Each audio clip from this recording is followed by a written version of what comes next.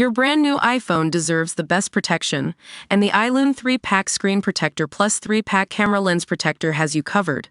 Don't take risks with your iPhone. Click the link in the video description to shop now on Amazon. I'm a health expert. This is why your hay fever is worse this year. Doctors have shared their top tips on how to tackle hay fever amid warnings that sufferers will be hit especially hard by high pollen counts caused by warm temperatures. Between 10 million and 16 million people in the UK struggle with hay fever every year, defined as an allergic reaction to pollen that causes symptoms including a runny nose and itchy eyes and throat.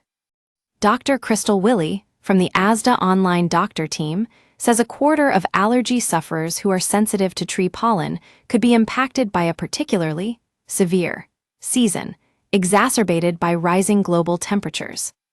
She told The Express, "In the UK, trees that produce allergenic pollen typically alternate between high and low severity years, and unfortunately, this year's shaping up to be a high one.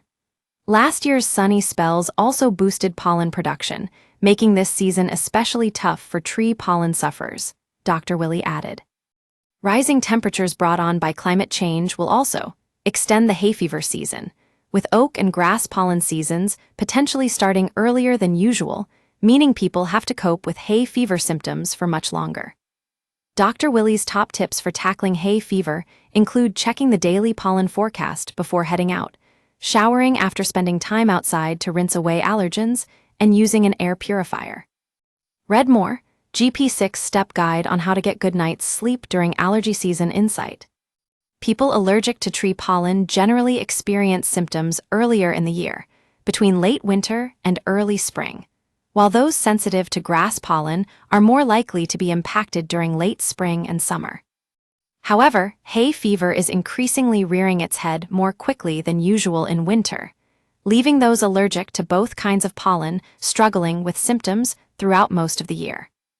Dr. Veronika Matjūtaitė, from the Lithuanian University of Health Sciences, said, "Warmer winters have caused the pollen season to begin earlier than usual, with airborne pollen detected as early as February. I believe this extended season increases cumulative exposure, making symptoms more persistent and severe.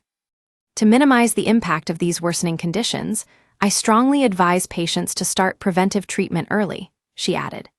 Initiating antihistamines, nasal corticosteroids, and other allergy medications before peak pollen season can help control symptoms more effectively.